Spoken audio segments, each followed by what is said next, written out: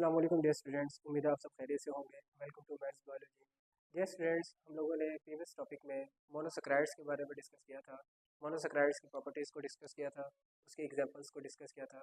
Dear students, आज के topic में हम डाइसैकराइड्स के बारे में डिस्कस करेंगे, उसके एग्जांपल्स को डिस्कस करेंगे एंड पॉलीसैकराइड्स के बारे में डिस्कस करेंगे।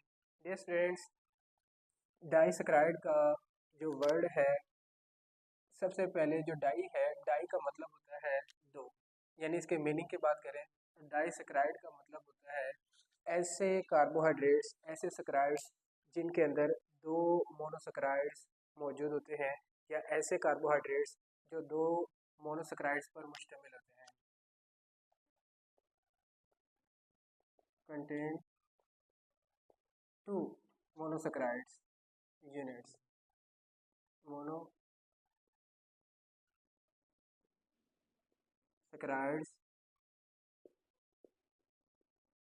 सॉरी दो मोनोसैकराइड के यूनिट्स रखते हैं।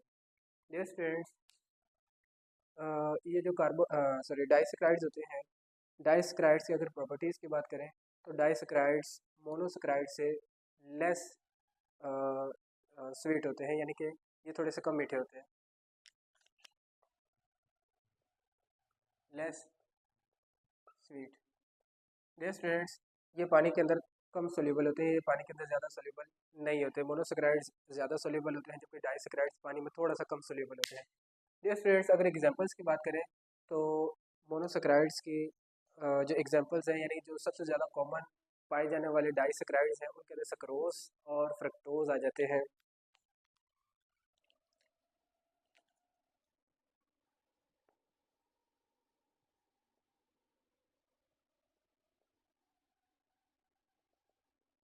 डियर स्टूडेंट्स, सक्रोज के अंदर दो मोनोसैकराइड्स पाए जाते हैं। एक ग्लूकोज का इसमें मोनोसैकराइड है, यानी सब यूनिट। दूसरा इसमें फ्रक्टोज का सब यूनिट होता है।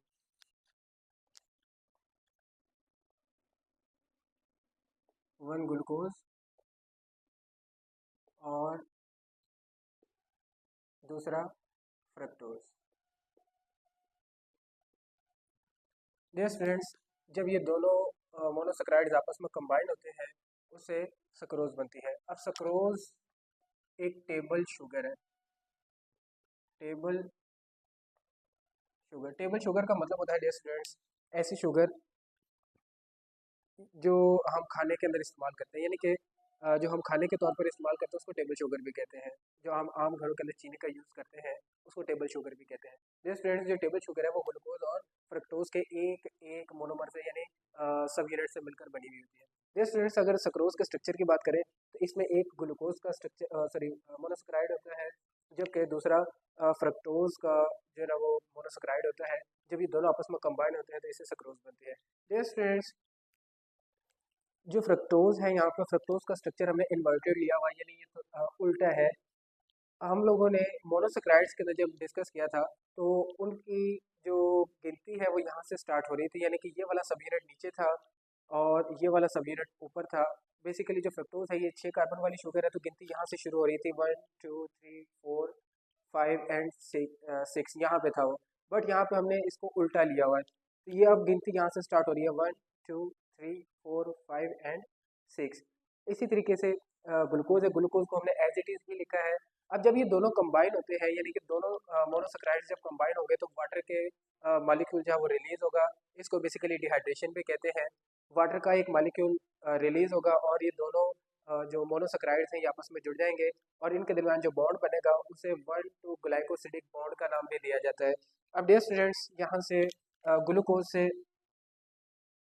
हाइड्रोक्सल ग्रुप, जबकि ये जो फ्रक्टोज है, फ्रक्टोज से हाइड्रोजन ग्रुप।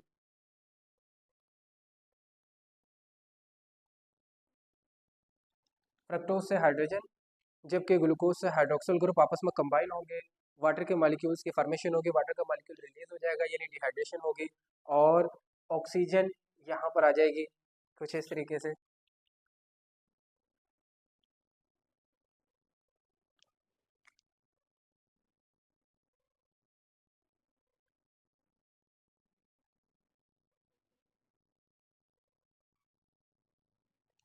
यानी कि इस तरीके से इनके दरमियान बॉन्ड बन जाएगा और इस बॉन्ड को 1,2 ग्लाइकोसिडिक बॉन्ड का नाम दिया जाता है।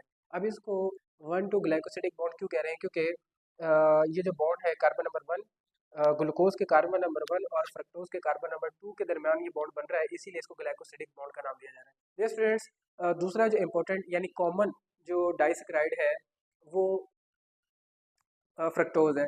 अब फ्रक्टोज के अंदर ग्लूकोज के दो सब यूनिट्स आपस में कंबाइन होते हैं, वाटर के मॉलिक्यूल्स की फॉर्मेशन होती है, वाटर का मॉलिक्यूल रिलीज हो जाता है और ये दोनों मोनोसेक्राइड्स आपस में कंबाइन हो जाते हैं। डियर स्टूडेंट्स, ये दोनों मोनोसेक्राइड ग्लूकोज के हैं, तो इनके दरमियान जो बॉन्ड बनता है वो 1,4 ग्लाइकोसिडिक बॉन्ड कहलाता है। अब 1,4 क्यों कहला रहा है, क्योंकि ये जो मोनोसेक्राइड है यानी जो सब यूनिट है, इसका कार्बन नंबर 4 यानी carbon number 1, carbon number 2, carbon number 3 and carbon number 4, carbon number 4 और जो दूसरा सब यूनिट है इसका कार्बन नंबर 1 के दरमियान बॉन्ड बनता है और इसीलिए इसको 1,4 ग्लाइकोसिडिक बॉन्ड का नाम दिया जाता है।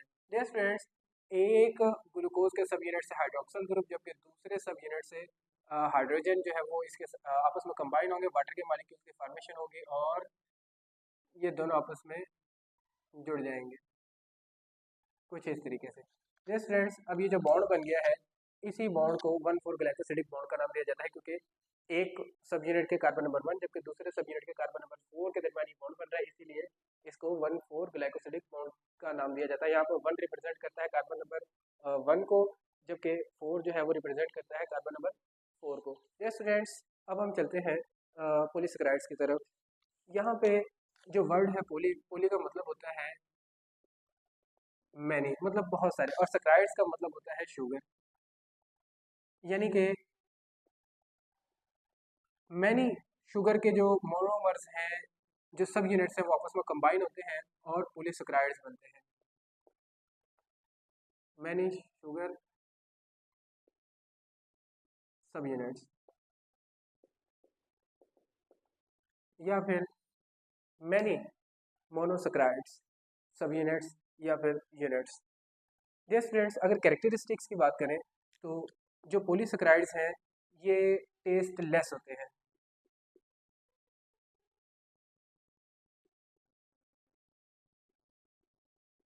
Test less. दूसरा ये है कि ये पानी के अंदर इनसोल्यूबल होते हैं,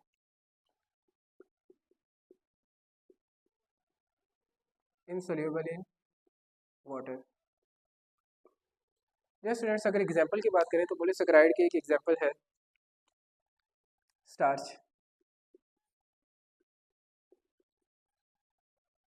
स्टार्च एक पॉलीसेकेराइड है, इट इज अ पॉलीसेकेराइड, यानी कि इसमें 100 से लेके हज़ारों सब यूनिट्स मोनोसेकेराइड्स के कंबाइन होते हैं और पॉलीसेकेराइड्स बनते हैं, यानी कि स्टार्च बनता है। डियर स्टूडेंट्स, अगर इसकी प्रॉपर्टीज़ की बात की जाए तो जो स्टार्च है ये प्लांट्स के अंदर मौजूद होता है, found in plants. Dear students, जो स्टार्च है ये पौधों का एक स्टोरेज मॉलिक्यूल है, यानी इसको स्टोरेज के तौर पर यूज़ किया जाता है, यानी इसको खुराक के तौर पर यूज़ किया जाता है, ये खुराक को स्टोर करने के लिए यूज़ होता है,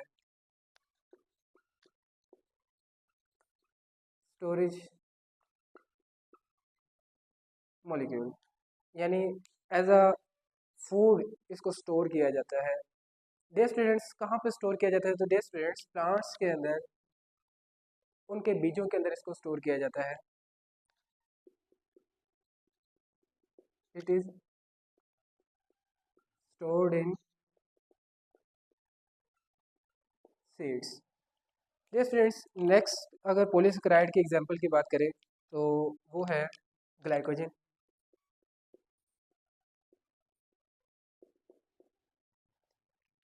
पेपर के पॉइंट ऑफ व्यू के हवाले से देखा जाए तो ग्लाइकोजन और स्टार्च इन दोनों को मिक्स करके एक शॉर्ट क्वेश्चन पूछा जाता है। ग्लाइकोजन के हवाले से ये क्वेश्चन किया जाता है कि एनिमल स्टार्च क्या है या कौन सा है, तो ग्लाइकोजन जो है वो एनिमल स्टार्च के तौर पर वर्क करता है, यूज एज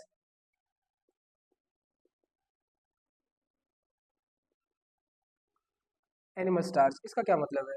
जिस तरह स्टार्च को एक खुराक के तौर पर स्टोर किया जाता है स्टार्च के मॉलिक्यूल को, इसी तरीके से ग्लाइकोजन के मॉलिक्यूल को खुराक के तौर पर स्टोर किया जाता है एनिमल्स के अंदर।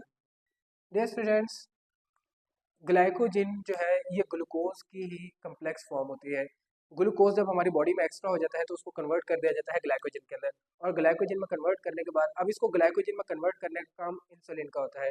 जब हम खुराक खाते हैं उस दौरान हमारी बॉडी के अंदर, हमारे ब्लड के अंदर ग्लूकोज का लेवल बढ़ जाता है। उस एक्स्ट्रा ग्लूकोज को ग्लाइकोजन के फॉर्म में कन्वर्ट करने का काम इंसुलिन का। जैसे ही ग्लूकोज हमारे ब्लड के अंदर ज़्यादा हो जाती है, इंसुलिन रिलीज होना शुरू हो जाती है और वो इंसुलिन ग्लूकोज के लेवल को कंट्रोल करती है। एक्स्ट्रा ग्लूकोज को ग्लाइकोजन के फॉर्म में कन्वर्ट किया जाता है और उसको हमारे मसल्स और लिवर के अंदर स्टोर कर दिया जाता है। Store in liver and muscles. Dear students, जो ग्लाइकोजन है, अगर इसके मालिकुलर स्ट्रक्चर की बात की जाए तो ग्लाइकोजन का जो मालिक्यूल है उसमें बहुत सारी ब्रांचेज होती हैं और स्ट्रेट चेन्स भी मौजूद होती हैं।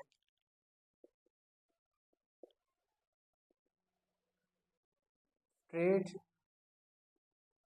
As well as branch chains, chains of glucose. ये जो स्टार्च है, स्टार्च के अंदर भी ग्लूकोज की, यानी जो मोनोसेक्राइड्स हैं उनकी सिंगल ब्रांचेस भी होती हैं और साथ साथ, सॉरी ब्रांचेस कह रहा हूँ, सिंगल चेन्स भी होती हैं और उन चेन्स के साथ ब्रांचेस भी लगी हुई होती हैं। इसी तरीके से ग्लाइकोजन के अंदर होता है, ग्लाइकोजन के अंदर ग्लूकोज की स्ट्रेट चेन्स भी होती हैं और ब्रांच चेन्स भी मौजूद होती हैं। ये स्टूडेंट्स, थर्ड नंबर पे हमारे पास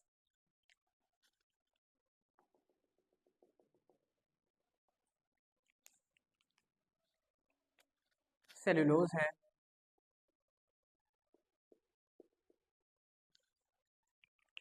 सेलुलोज भी एक पॉलीसेकेराइड है। अगर इसकी प्रॉपर्टीज़ की बात की जाए तो ये भी टेस्टलेस होता है और पानी के अंदर इनसोल्यूबल होता है। अगर इसकी प्रेजेंस की बात करें तो ये प्लांट्स की सेल वॉल के अंदर मौजूद होता है। प्लांट सेल वॉल, यानी ये पौधों की सेल वॉल का स्ट्रक्चर बनाने में अहम किरदार अदा करता है। डियर स्टूडेंट्स, सेलुलोज के अगर मॉलिक्यूलर स्ट्रक्चर की बात की जाए तो इसके अंदर स्ट्रेट चेन्स मौजूद होती हैं ग्लूकोज की, यानी ग्लूकोज के जो सब यूनिट्स होते हैं वो आपस में कंबाइन होते हैं और स्ट्रेट चेन्स बना लेते हैं। इसमें ब्रांच चेन्स नहीं होती हैं कुछ इस तरीके से, यानी मोनोसेक्राइड्स आपस में कंबाइन होते हैं और स्ट्रेट चेन्स बनाते हैं। इसी तरीके से डियर स्टूडेंट्स, फोर्थ नंबर पे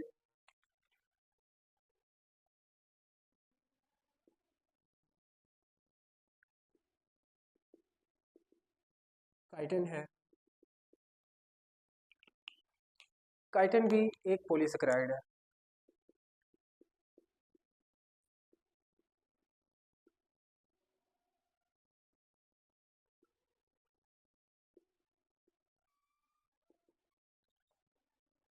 काइटिन जो है ये सेलुलोज की ही एडवांस्ड फॉर्म होती है।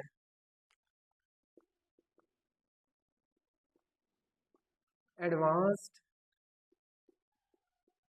फॉर्म ऑफ सेलुलोज, यानी कि सेलुलोज के मॉलिक्यूल्स के अंदर कुछ मॉडिफिकेशंस के बाद काइटिन में उसको कन्वर्ट कर दिया जाता है।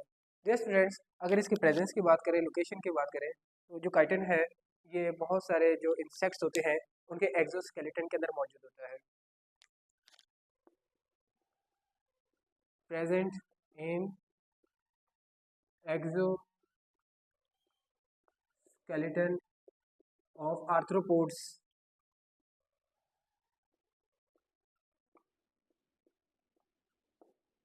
जी स्टूडेंट्स, ये जो आर्थ्रोपोड्स हैं, आर्थ्रोपोड्स का मतलब होता है ऐसे इंसेक्ट्स जो जोरदार टांगे बनाते हैं। ऐसे जानदार जो जोरदार टांगों पर मुश्तमिल होते हैं उनको आर्थ्रोपोड्स का नाम दिया जाता है। लाइक लोबस्टर्स हैं, इंसेक्ट्स के अंदर अगर बात की जाए तो स्पाइडर्स एट्सेट्रा, ये जो इंसेक्ट्स हैं, ये जो जानदार हैं, इनके जो बैरोनी शेल होता है, इनका जो बैरोनी स्केलेटन होता है, उसको हम एक्सोस्केलेटन का नाम देते हैं क्योंकि वो बॉडी से बाहर है। तो वो जो एक्सोस्केलेटन होता है वो काइटन का बना होता है। डियर स्टूडेंट्स, जो एक्सो सॉरी काइटन है, ये फंजाई के सेल वॉल के अंदर भी प्रेजेंट होता है, present in cell wall of fungi. So dear students, ये था आज का हमारा टॉपिक। आज के लिए इजाज़त है। अल्लाह हाफ़िज़।